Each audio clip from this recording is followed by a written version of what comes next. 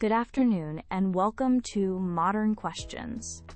Today, we're discussing a topic that's both personal and public, a subject that touches the very heart of how we live together in society. We're asking a very important question. Should people be allowed to practice any religion without any limits at all? This is a complex issue with strong opinions on both sides. To help us understand these different views, we have two expert guests with us today. First, we have David, a human rights advocate who believes strongly in complete religious freedom. Welcome, David. And joining him is Maria, a sociologist who argues that some limits are necessary for a safe and fair society. Welcome to you, Maria. Our debate today will begin with opening statements from both our guests. After that, we'll have a discussion where they can respond to each other's points. Finally, they'll each give a closing statement. We hope to have a respectful and informative conversation. We'll start with you, David. You have the floor for your opening statement. Thank you, Sarah. I want to begin by stating clearly that religious freedom is one of the most important human rights we have. It's a foundational principle for any society that wants to be truly free and democratic. It's not a small issue. It's central to our liberty. When we talk about religious freedom, we're talking about the right to believe what you want in your own heart and mind. This is a private, internal space. No government, no king, and no president should ever be allowed to enter that space and tell you what you must believe. The government's job isn't to be a teacher of faith. Its job is to protect our right to think for ourselves. This protection must include beliefs that aren't popular, or beliefs that are different from the majorities. Now, it's very important for this discussion that we understand the difference between a belief and an action. Our laws are correctly designed to punish harmful actions. If a person steals something, we have laws against stealing. If a person physically hurts another person, we have laws against assault. These laws work, and they work for everyone. These laws apply to every citizen, no matter what their religion is. We don't need special laws that target religion itself. An action is either harmful and therefore illegal, or it's not. The personal reason behind the action, whether it's religious or not, doesn't change the legality of the act. When we start creating laws against specific religious practices, we begin to walk down a very dangerous path. It's a slippery slope, as they say. Today, a government might ban a practice from a small, unpopular religious group because it seems strange. But then, what happens next? Which religious group will be targeted tomorrow? This can easily lead to the unfair treatment and persecution of minority groups, taking away their basic human rights. History has shown us many sad and terrible examples of this process. In conclusion, a society that's truly free must protect everyone's right to their own private beliefs. We must punish harmful actions, of course, but we should not and must not try to control or punish belief. Freedom of religion is essential for everyone's freedom. Thank you. Thank you, David, for that clear position. Now we turn to you, Maria, for your opening statement. Thank you, Sarah. And thank you, David. I want to start by saying that I agree with you on an important point. Freedom of belief is a core value in our society. The right to have your own thoughts, your own ideas, and your own convictions is something we must always protect. I don't disagree with that at all. However, I believe we must look at this issue with more detail and care. The problem isn't with belief itself, which is internal. The problem is with religious practices, actions, that can cause real and serious harm to people and to society. While a belief is private, a practice is an action that happens in the world. And when an action harms another person, we have a collective responsibility as a society to step in.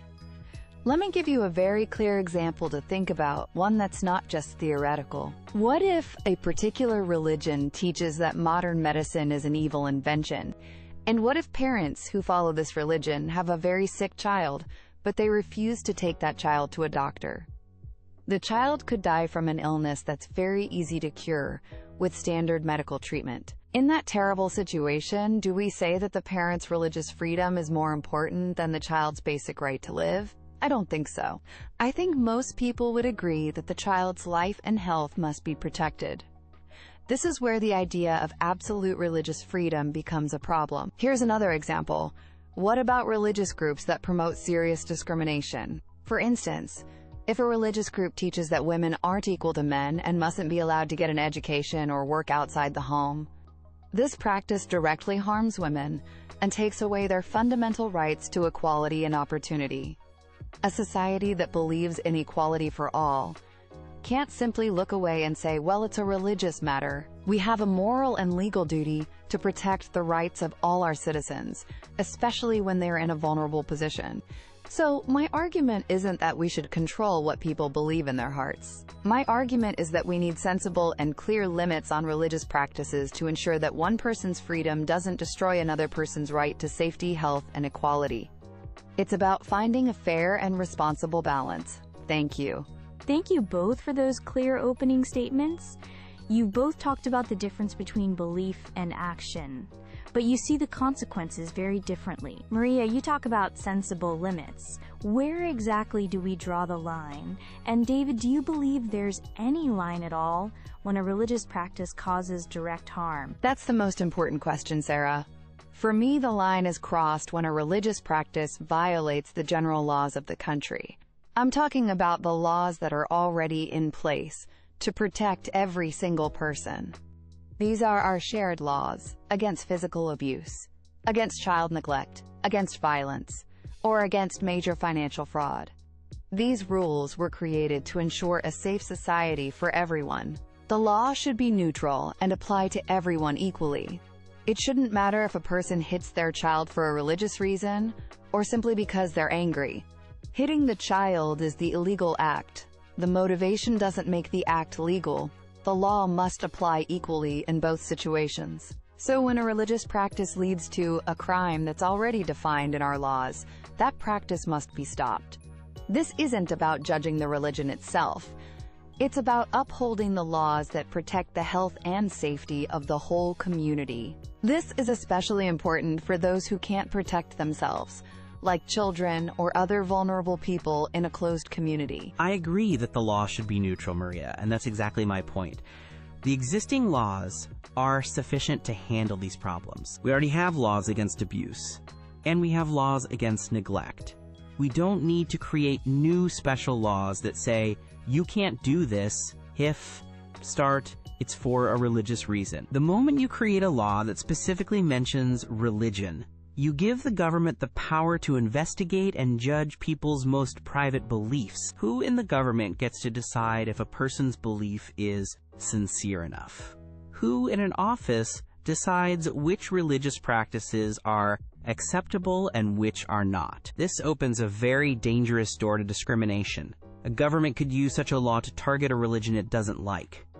If an action is violent, it's already illegal. If an action is fraudulent, it's already illegal. We should prosecute the harmful action itself.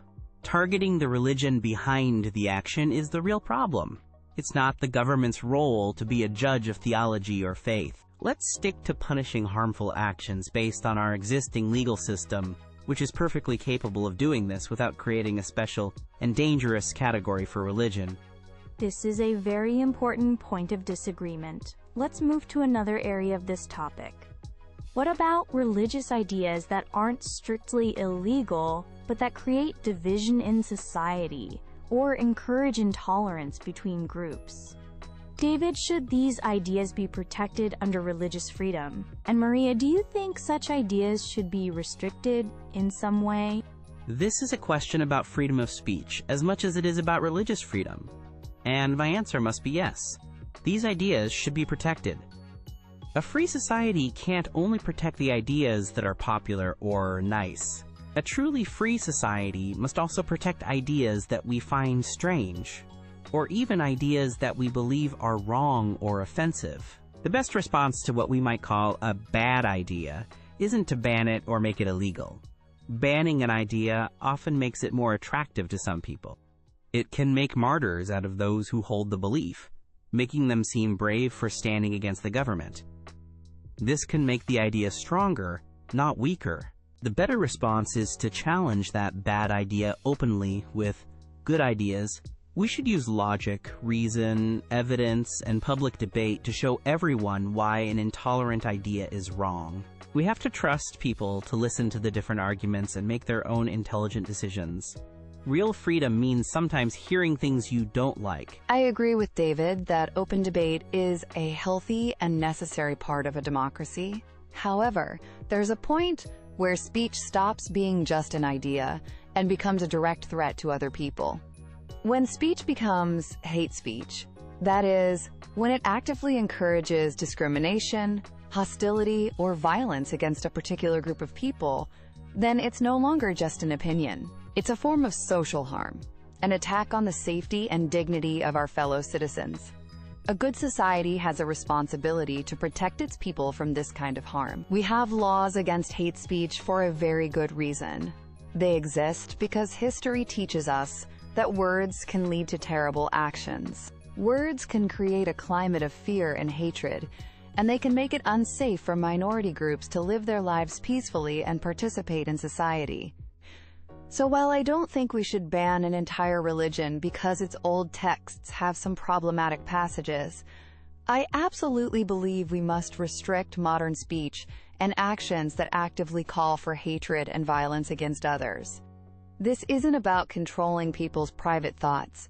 It's about protecting social peace and the physical and psychological safety of our communities. We're nearing the end of our time.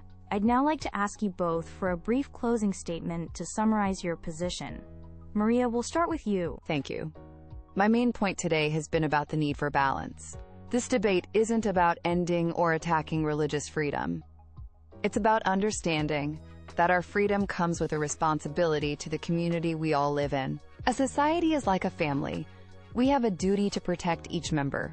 We can't allow harm to come to our most vulnerable people, especially children, in the name of any ideology, including religion.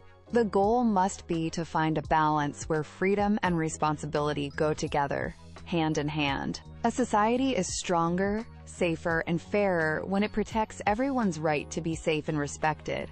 And sometimes, that means placing sensible, clear, and fair limits on practices that cause real-world harm to others. It's about being a responsible and caring society for every single person. Thank you, Maria. And now, David, your final thoughts. My position is simple, and I hope it's clear. Freedom of religion is a fundamental pillar of a free world. It's not a secondary right that can be easily pushed aside. It's a core human right. Any step to limit it, even when it's done with good intentions, is a dangerous one. When we give governments the power to decide which religious practices are, quote, acceptable, we start down a path that leads to government control and oppression. We must trust people to think for themselves.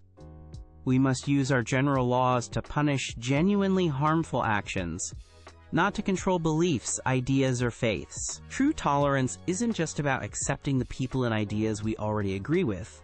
True tolerance means protecting the rights of people we disagree with completely. The defense of their freedom is the best and strongest guarantee of our own. Thank you, David, and thank you, Maria, for a very thoughtful and respectful discussion. You've both given us a lot to think about today. We've heard two very clear and important perspectives. On one hand, David presents the view of religious freedom as a fundamental, almost absolute right that's essential for a free society. On the other hand, Maria argues that this freedom must be carefully balanced with the need for public safety and the protection of the fundamental rights of all individuals within that society. There are no easy answers here. The question of how to balance individual liberty with community well-being is one of the oldest and most difficult challenges for any society. We hope this conversation has helped you, our audience, to think more deeply about this complex and important issue. Thank you for joining us on Modern Questions. Good afternoon.